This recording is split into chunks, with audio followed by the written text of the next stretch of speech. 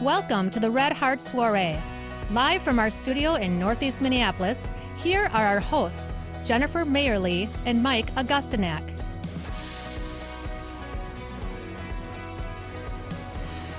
Thank you for joining us. Mike and I are so excited to be your hosts for what promises to be an inspiring and fun program. You know, Jen and I get to work together every week as hosts of WCCO Saturday Morning, and we were honored to be invited to host the Red Heart Soirée. What a great cause to support. Tonight is all about celebrating and making a difference. We are proud to help support the world-renowned cardiovascular research, innovation, and patient care at the University of Minnesota and across the mHealth Fairview hospitals and clinics. No organization in the world has had a greater impact in the fight against heart disease than the University of Minnesota. The university has been recognized throughout the world as a leader and innovator in the treatment of heart disease for more than 6 decades. As a result of this leadership, millions of lives have been saved in our local community and throughout the world. We have a great program lined up for you. Tonight we will share the stories of patients who have been impacted by this work. We will hear from the researchers and physicians who have dedicated their lives to finding better ways to care for hearts. And we hope that you will support us by bidding on our fantastic auction items, some of which will be featured during the program. Be sure to stay tuned after the party, or I should say for the after party, where DJ Adrian will lead us in heart-themed trivia and name that tune. February is National Heart Month, and I can't think of a more perfect time to come together and support heart health. Many cardiac care firsts have taken place at the University of Minnesota. They include the first open heart surgery, the first dedicated heart hospital, the first successful bypass machine, and the first wearable battery-operated pacemaker. Financial support from generous donors is at the heart of continued progress in the area of cardiovascular health. Our goal this evening is to work together to raise $200,000. With us tonight to help us reach our goal is a familiar face to this event and someone who cares a great deal about this cause. Glenn Flattabo of Flattabo Advancement. Hi, Glenn. Jen, it is great to be here. Mike, thank you for co-emceeing as well. I always love working with both of you. And I want to personally thank all of you at home tonight for joining with us this evening. I personally will do close to 100 to 150 virtual events this year. And I can honestly say for myself, there is no cause that's more personal to me. Jen and Mike and I were just talking about this. My dad has had 2 heart attacks and a stroke. He actually had a stroke the morning of my wedding. Last fall, he had triple bypass surgery, and I can tell you this. He's 78 years old. I was with him yesterday. We sold a farm at a farmland auction in western Minnesota. He is doing great, and I literally was thinking about the U when he was having bypass surgery. I am so thankful for everything that the community has done for all of this work. This is so important. Glenn, thank you for sharing that. It's so incredible to hear. And as Mike mentioned, our goal this evening is to work together to raise $200,000 to support the life-saving cardiovascular work at the University of Minnesota and across mHealth Fairview hospitals and clinics. I'll be back a little later to tell you more about how you can support us by bidding on our auction items or making a gift. Thanks, Jen. And as Glenn shared, this cause is very personal to him. It is to me as well. My mom's father passed away from a heart attack pretty unexpectedly at the age of 48 when my mom was just in her teens. So I never had a chance to meet Michael Gabriel, but I am named after him. And that event changed our family forever. So I'm happy to be here tonight to help prevent that from changing other families in the future. Joining us now is Red Heart Soirée Committee Chair Brad Forrest. Good evening, Brad. How you doing? Happy to be here, Mike. Thanks for your leadership in the event this year. Oh, you're honored to serve as this year's Red Heart Soirée. It was a very passionate committee that helped make my job easy. Brad, you also have a very personal connection to the cardiovascular work at the university, and I understand that the number 880 is very significant for you. Can you tell us a little bit about your story? The number 880 means many things to me. 4 years ago this month, I got the heart transplanted at the U of M. My cardiomyopathy was hereditary and was diagnosed in my mid-20s. 80 reminds me that my mom received a heart 85. Our adult son had open heart ago that saved his life. A grandson has a portable defibrillator in his sports bag. 880 Robbie and his mom, Wanda. My wife and I met Wanda and her family in Moorhead a little over a year after the transplant. The stethoscopes were out as they listened to Robbie's heart. We now consider them family. 880 reminds me how for this precious gift, and to everyone at the U who helped pay my family and so many others. I'm now very honored to introduce to you 7 people who, like me, were given the second chance for life with the gift. I have been a patient at the U of M for 28 years. They've been following me with my 3 transplants that I've had at ages 4, 18, and 29. I'm Emson. I'm heart transplant number 900. I'm Katie. I'm heart number 888. I'm Nancy. I'm heart 317. Ken McIntosh, heart number 692. I'm Lori, and I'm heart transplant number 805. I'm Aaron Rose, and I'm heart transplant number 847. And my dad, Tom Rose, was heart transplant number 19. You know, each patient is really proud of their number because it not only represents them and their families, but also the legacy of what's been behind them in the future. I always knew about heart disease. It was always at the forefront of things in my family because my father had heart disease. He had dilated cardiomyopathy, which is when the heart grows weaker and doesn't work as well, so it enlarges to try and build more muscle to pump efficiently. He ended up needing a heart transplant also at 29, the age I received a heart transplant. In my mid-20s, I was living in Egypt, going to school for journalism and working as a reporter, and I started to feel fatigue, shortness of breath. I was coughing a lot. Eventually, I sought medical attention. I saw a doctor, and he recognized right away that I had heart disease, cardiomyopathy, the exact same type of heart disease my father had. Eventually, I had to return home to the United States after my condition continued to deteriorate. My only option was to get a heart transplant. The more time I spent in the hospital, I kept getting sicker and sicker, and eventually doctors were starting to run out of options. But then, finally, in a great twist of fate, on Valentine's Day 2016, I finally got a heart. Within 10 days, I was out of the hospital for the first time in almost 6 months, and I was able to kind of start the second half of my life. It's really kind of hard to describe the gift that is organ transplantation. It's like nothing else there is in the world. It's literally an opportunity to live. Now I think it's really important to do everything I can to nourish this gift I've been given and make sure I'm using it great. And I like to bike and to kayak and to run, and I'm doing all the things that I used to do before heart transplant, and probably even more now. I never feel like I'm held back from anything. I feel like I can do everything I could once do, and maybe even more with kind of a new lease on life. I live a completely normal life. I live on my own. I work out regularly. I'm able to work a full-time job. Trying to catch up with my 2-year-old, I could not do much. I could not do anything. After the transplant, I felt so good. I've got to watch both my sons graduate. I've been to Vegas to my oldest son's wedding, and I have a grandbaby now who is the love of my life. I consider myself very lucky that I got a heart, that I'm still here today.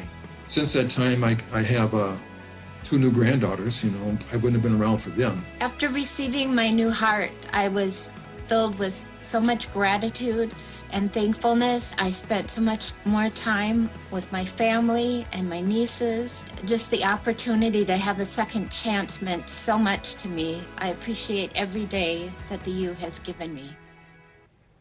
Wow. Thank you so much to Brad, Aaron, the 2 Katies, Ken, Emsom, and Nancy for sharing what receiving the gift of a heart means to you. We are so very grateful you are with us tonight. 1,030 people have received a new heart at the university since the first transplant in 1978.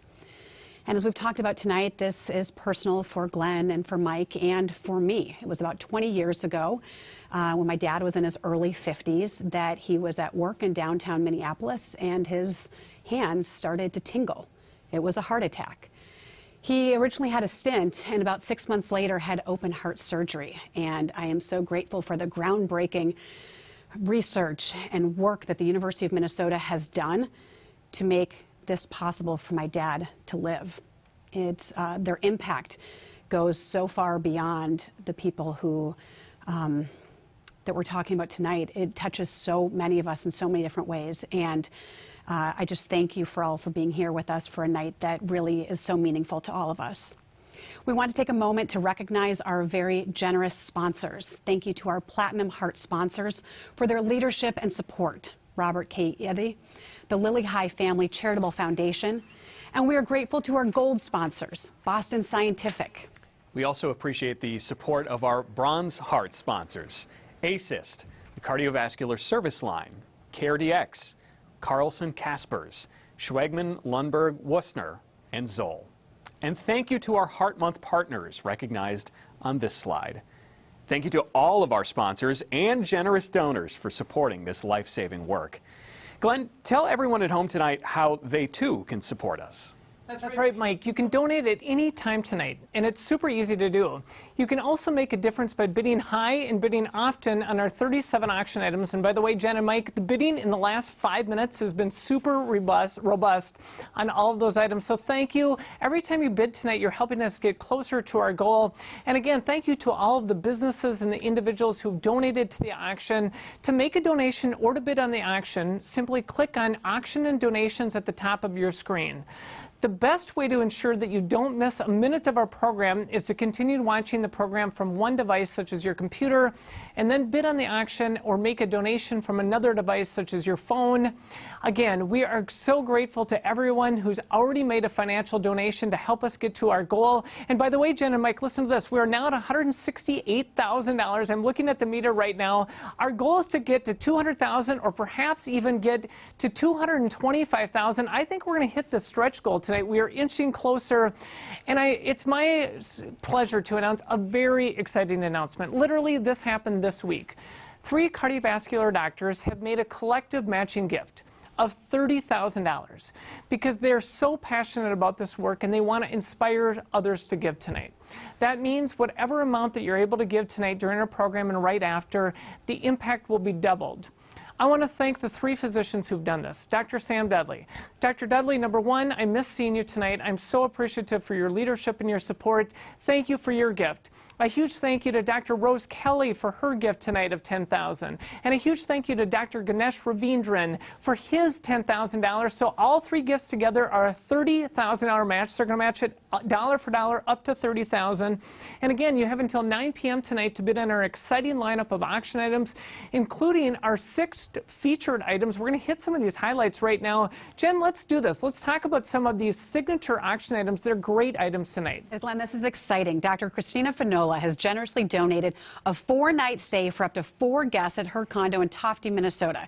This modern Scandinavian meets rustic chic 2-bedroom condo is located just steps away from Lake Superior. Features include an expansive deck for entertaining and access to an indoor pool, hot tub, sauna, and game room. Glenn, I was up there recently in that area, and it is just spectacular, whether you're there in the winter, you're in the summer, any time of the year. This is an incredible place to visit. It is. It's remarkable. Matter of fact, we've had tons of support in the last year on these local trips or getaways. You will love Tofte. The current bid, by the way, Jen, is $2,500. So there's a great opportunity there. You don't have any airfare in this trip. You're just driving north to Tofte. Thank you to our donors of this. Have fun bidding on our first package. All right, let's get on to the next one. This is a virtual dining experience with acclaimed chef David Fima. It is super fun, super unique. Chef Fima will create a 3-course dinner for 8 people that will be available for curbside pickup at his restaurant, Fima's, Minneapolis. You and your friends will then join Chef Fima on Zoom, where he will describe the dishes, share some entertaining stories while you dine. And get this, wine pairings are even included, Glenn. It's a great item. Matter of fact, Chef Fima has been so generous in our community. I actually sold a dinner with him last week for $20,000. He has done so much for us. We are super appreciative, Chef Fima, for your support tonight. The current bid is $1,250. That is a great buy. Keep bidding. Every time you bid, you're inching us closer to $200,000. We're now at $169,000. Mike, back to you. We are making progress. Glenn, chefs tell the best stories, so that might be worth half the cost just there. Thanks. The medical team at the University of Minnesota and across mHealth Fairview hospitals and clinics is focused on solving complex heart issues using innovative approaches in providing the best possible patient care. Now we're pleased to introduce to you to some of the beloved physicians who are working every day to provide the best patient care and long-term outcomes. I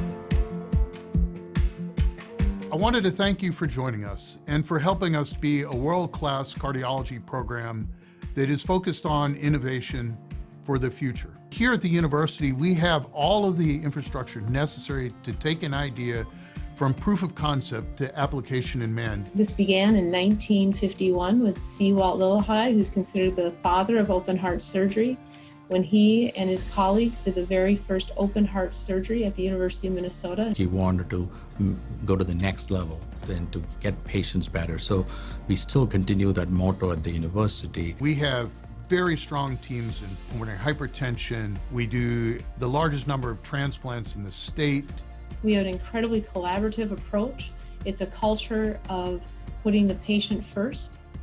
We all come together as closer to 90 cardiologists. It gives us an advantage of doing more clinical trials and clinical research, and also access to devices to bring us clinical trials to the cardiology service line as a whole, to be the leaders in the state and also in the nation. We have cardiologists all over the city, including in Southdale and Health East, and we have surgeons that cover Hennepin County, the VA hospital, and we all work together very well as a team to take care of you. The joint clinical enterprise between the University of Minnesota, the University of Minnesota physicians, and Fairview Health Services is a unique entity. It brings together a highly capable academic institution with a fairly large clinical one. And it allows us to create an academic health system. We have a collaboration between all our cardiologists, our researchers, and our surgeons that provide the patient with a full spectrum of care. We gain a significant advantage in terms of our ability to be able to provide access care. Health East was always a system that prided itself on being available for patients, being easily accessible to patients. Now we're able to take that cutting edge care to the next level with the partnership that's been formed with Fairview and particularly the University of Minnesota. The expertise that any patient anywhere in the system would need is now easily available because we are all part of one big professional family. It's been a very good integration of both community and academics that I think has benefited both sides. I think we've created something very special here, the bringing together of academic medicine and community medicine. And like I said, we've started this from the ground up as opposed to top down. We are involved in multiple device trials in cardiothoracic surgery. We're involved in databases that help make us understand our patient care better. And so we're taking the data and the knowledge that we're learning and we're sharing it with the world. This is an investment for the future of cardiology and future of treatment or delivery of new methodology for treating cardiology patients. I'm very lucky to be chief of cardiology because my job is easy. My job's easy because I work with wonderful people. We are all a family and there's a lot of camaraderie. What I love most about being at the university and being associated with the researchers and the innovation of the university is I know I'm bringing the best healthcare in the world to my patients. That collaboration that we have with our patients and their families, we're continually humbled by the impact that that has on us. That empowers us to continue to keep moving forward.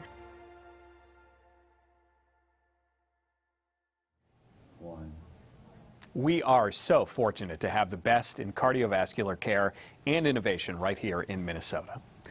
Now, last weekend on WCCO Saturday Morning, Jen and I had the opportunity to learn about the newest innovation at the university in resuscitative medicine. We got a sneak peek at the first of its kind mobile ECMO truck that simulates a hospital environment. The truck is specifically designed for individuals experiencing highly time-sensitive crises such as sudden cardiac arrest. ECMO is a machine that does the work of the heart and lungs and allows them to rest as doctors evaluate and treat the patient. Dr. Yiannopoulos, director of the Center of Resuscitation Medicine at the university, shares how the ECMO process works and how this is the next big step in increasing survival rates from cardiac arrest. So this process here that you see is the effort to take control of the heart and the lung of the patient with a machine, the ECMO machine, where we take the blood out of the body, circulate it, oxygenate it, and put it back in to do the job of the heart and the lungs. And people that have been placed on ECMO with cardiac arrest less than half an hour, they have a 100% survival rate. So after that, every 10 minutes, we drop 15 to 20% survival. So our effort is to, instead of actually bringing the patient to the hospital, is try to rethink about the process and bring the hospital to the patient. And that's why we have this mobile ECMO truck that we are inside here today, in order to try to find a better way to deliver care faster and be merged with the first responders and the EMS response to get to the patient at the same time and provide that extra level of care to patients that need it.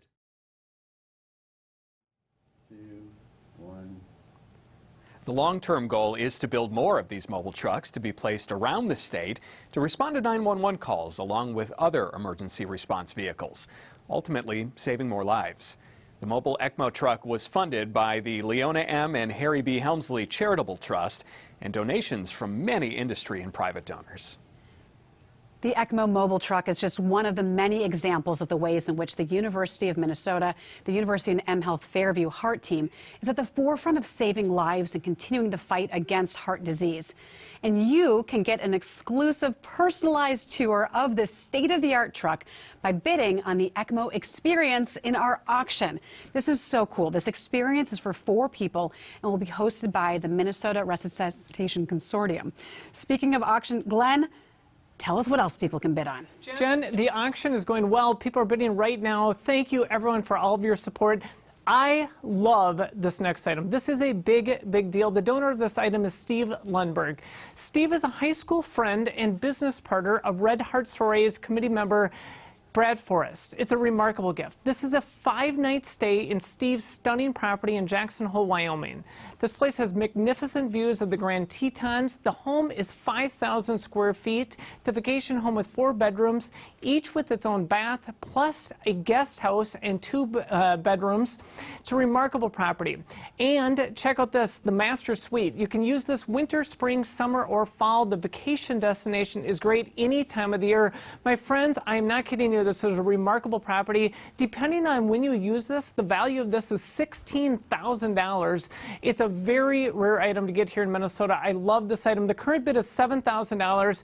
Mike and Jen and I are lobbying whoever buys this, by the way, to take us with you. So please, please, please, that's the closest I've done to begging ever in my career. But Mike, this is a big deal. Yeah, clearly. I think that, the easy choice is to bid. The question, the hard one, is which season do you go to? Because it's beautiful there so often. Amazing stuff. Keep those auction bids coming by clicking on the Auction and Donations tab at the top of your screen. And while you're there, you can also make a cash donation to support the cause. We invite you to log on to our Zoom after party immediately following this program. You can participate in our heart-inspired trivia and name that tune, or simply sit back and enjoy the music and fun. And with us now is the host of our after party, DJ Adrian. Adrian is with Events by MV. Hi, Adrian. Hi, Mike. We got a lot of fun planned for the after party in store. We've got some trivia going on. We've got some not so difficult questions based on tonight's program, so make sure you're paying attention. Inspired by hearts, of course. Adrian, tell us a little bit about how the after party is going to work. A few minutes after the program is done, the Zoom link you're currently watching the program on, so just scroll down, you'll see my photo, and the link will be right above that. Then if you registered for the Red Heart Soirée, you'll also have received an email or text message with the link, and we can't wait to see all of you. Can I get in my request for my song right now, Adrian? My Heart Will Go On, I think, is an obvious choice tonight. All for you. All right, thank you so much, Adrian. We look forward to partying with you shortly. Mike. That was terrible. You got what I was going to pick. Thanks for doing it for me, too. So last Saturday on WCCO Saturday Morning, I had the opportunity to interview Heidi Murphy, a 44-year-old wife and mom of 2 boys. Heidi went into cardiac arrest this past June when out in the community running an errand. Here's Heidi's story. One thing that I think about every day is that I left my house without saying goodbye to my family. And the outcome could have been much different than it was. My name is Heidi Murphy. I am a 44-year-old wife. My husband Shay and I have just celebrated our 14-year wedding anniversary. We have 2 fantastic young boys. When we go on walks, we usually have one person next to her and one person behind her, just to make sure nothing happens again. Heidi is a fun, very funny person, hardworking. She doesn't like to see people left out of things. I'm an active mom, love to have fun, chase the kids around. So on Saturday afternoon, we were set to go golfing a little later in the afternoon. I vaguely remember peeling out of the driveway quickly, and Shay opened the front door and asked me where I was going. I said I was just gonna run a quick errand and I'd be back in a few minutes. And that's the last I remember. The information that we were given to go to this call, we were actually dispatched for a fall. She was out and about doing her normal daily business. No symptoms, no concerns up front, no warning signs. And she suddenly collapsed out in the community. It was a little bit hectic scene, as you can imagine. My initial assessment of Heidi was immediate cardiac arrest. Receiving a call from an unknown number with that news, I was in shock. It was the worst feeling you could have had. We quickly found out that she was in the right place, getting the right care, but how she ended up there, we still hadn't put the pieces of the puzzle together for that. Once people receive a few shocks on a scene of a cardiac arrest, their likelihood of restarting their heart with subsequent shocks is very low. 10% or so of people may still achieve a normal pulse with good heart function after that time of the first few shocks. Fortunately, Heidi was one of those people. Something that you don't imagine that's going to happen is you're looking at someone who's not breathing, and then the next month they come and visit you and they have a smile on their face and they're filled with joy. The first memory I have in the hospital when I woke up was 3 days after I was admitted to the hospital. After seeing Heidi, it was a miracle that she was there. She could smile, she could talk. I was happy I was meeting her face to face in a hospital and not someplace else. The care that I have received from the University of Minnesota cardiac staff has been extraordinary.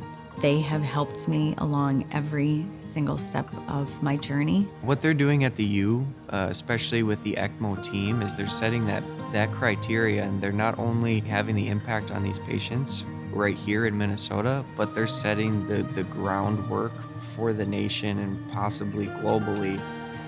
The hospital in the U of M had prepared for Heidi's visit years before that Saturday in June. The 911 call started a chain of events that led trained people in great medical equipment and great medical techniques to her that probably didn't exist 5 years ago or 10 years ago. The fact that money and time and dedication had been already put in place is I think what saved her life. They actually have been very instrumental in helping me to get back what I feel like I'd lost. So if you see Heidi today, you would not know that anything ever happened with respect to a cardiac arrest. And the best part about seeing her now is seeing how she's made a full recovery with no real differences that you can appreciate from where she was before all of this. I got a lot of life to live. My job here is not done yet. And so I'm going to do everything I can to make an impact. It makes me realize that while you only live once, I've been given the opportunity to live twice.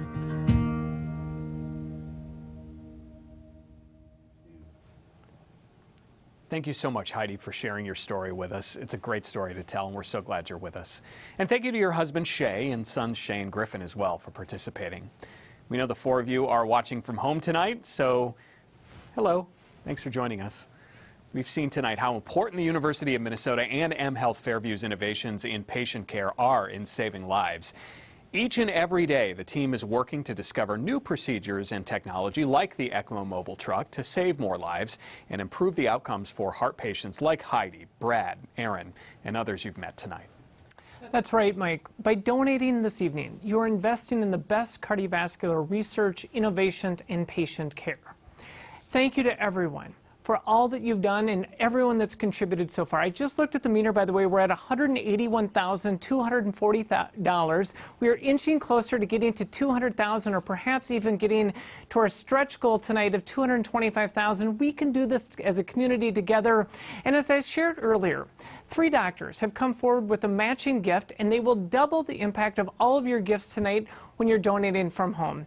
Again, a huge thank you to Dr. Sam Dudley. Thank you, Dr. Dudley. Thank you to Dr. Rose Kelly. And thank you to Dr. Ganesh Ravindran for the $30,000 match. So we can do this right now in this moment. Every gift that you make right now will be matched dollar for dollar up to $30,000. Your gifts will help us close the gap and get close to reaching $200,000 or perhaps even $225,000. And listen to this, everybody. Just this week when that match came together, a number of nurses, doctors, care coordinators, and administrative staff that have already been inspired and were so inspired by the match tonight, they pulled their funds together, so they're giving $5,000 right now towards that $30,000 match. Thank you, everyone, for your support tonight. Thank you for donating. We are so appreciative that you're giving generously. Right now, we're getting closer and closer to this goal. And listen to this. Matter of fact, Jen and I watched the meter when this happened. Brad Forrest and his wife, Arlene, they made tonight a $15,000 gift. We watched the meter go as they made this gift. And Brad, I want to say to you personally, we could not be more grateful for your leadership. He personally invited 150 of his friends. He's given so much of his time and energy and resources. Brad, thank you for everything that you've done. Thank you to Brad's entire community for rallying behind us tonight. Again, it's remarkable, the leadership and the support. And listen to this, we've got another gift. A $7,500 gift has also come in honor of Brad's leadership. This is from Nancy and Roger Mccabe. Thank you for the gift of $7,500. We are inching closer to $200,000. Mike, we're making headway. So exciting to see all those donations coming in. You know, one of the goals this evening is to have as many households as possible participate in giving. And so we appreciate each and every donation, and your generosity will be doubled thanks to the $30,000 matching gift. That's right. Whether you give a gift of $1,000, $500, or $100, or whatever amount that you're able and inspired to give, every gift is making a difference, and we are so appreciative for your support tonight. The investment we are making tonight will save the lives of loved ones and pave the way for life-saving cardiovascular treatments and care that will benefit so many generations. It's one piece that I've thought about myself, not just my father, but my generation and the next generation. Mike, this is so important. You said it. I mean, many heart procedures performed at the University of Minnesota and across mHealth Fairview hospitals and clinics are available very few places in the world. I'm pleased to introduce you to Jeremy, who was fortunate to have access to a rarely performed procedure close to home. Here's Jeremy's story. My journey started probably in 2018 when I noticed some breathing changes going up hills or longer distances. I started noticing my decrease of walking distance and endurance for a couple years, but I kind of just shrugged it off as I'm out of shape. You know, that's kind of how I perceived it until it got to the point where I would do something and feel like I needed to pass out. I went to my local clinic. They did some tests and realized I had pulmonary hypertension. They didn't know the cause, so they referred me to Dr. Thenopin. On further testing, what we found was the pressure in his lung arteries were very high due to blood clots, a condition called chronic thromboembolic pulmonary hypertension, or CTEPH. And fortunately for Jeremy, the clots were in the main branches. So the best treatment for him would be to go for an open heart surgery. And the name of the surgery is called pulmonary thromboendarterectomy, or PTE surgery. The choices for him were to have it done here versus to go to San Diego. And Jeremy has a long relationship with the university. He had done his renal transplant here at the university, so he had a lot of trust at the university and wanted to have it done here. We were excited to bring this surgery and this therapy to the patients at the University of Minnesota, as it's not a surgery that's offered at very many hospitals. Knowing that I could have the procedure here was reassuring for me. It was more comfortable. I knew my doctors, I knew everybody would be working together to make sure that this was seamless. And the surgeon who helped us train for the surgery from Paris was very kind enough and gracious and came and proctored us for our surgery.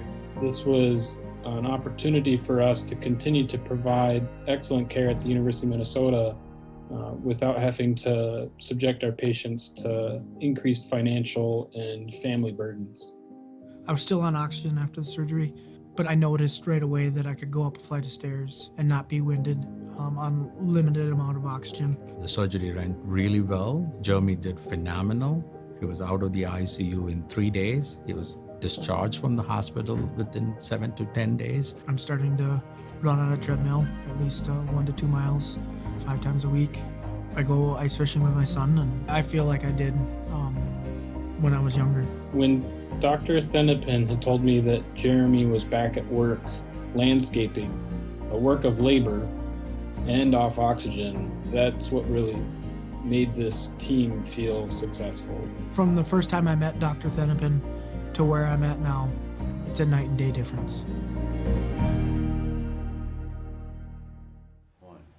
These stories are incredible, and what modern medicine is capable of is truly amazing. Thank you, Jeremy, for your generosity in sharing your story. Glenn, we have a couple more auction items to highlight.